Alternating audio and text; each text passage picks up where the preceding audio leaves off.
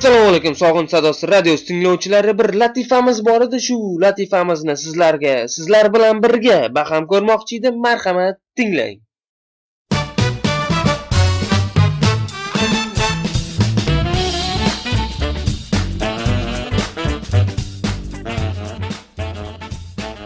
Universitetda psixologiya darsidan professor kirib keldi va darsni boshladi.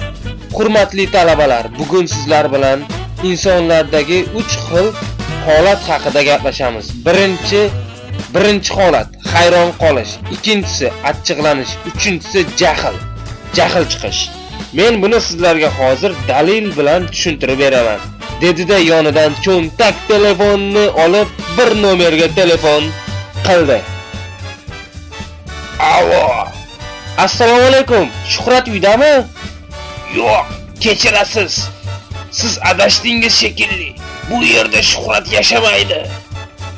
Endi ikkinchi holat achchiqlanish dedi-yu, yana o'sha nomerga telefon qildi. Alo. Yaxshimisiz? Shuhrat ishdan keldimi? Uydami? Men sizga hozir aytdim. Shuhrat bu yerda yashamaydi. Nomerda adashyapsiz shekilli. Endi uchinchi holat jahl chiqish dedi-yu, yana o'sha nomerga telefon qildi. Alo. Shuhrat qanaqa bola o'zi? Uyda turadimi yoki doim ko'chada yuradimi? Qanaqa odamsan o'zi? Necha marta aytish kerak? Shuhrat bu yerda yo'q. Nima garangmisan yo gapga tushunmaysanmi? Domla talabalarga dedi.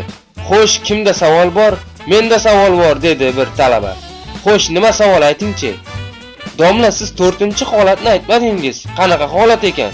Gandratib qo'yish holati. Hozir dedi-da professor haligi talaba oldiga keldi va yana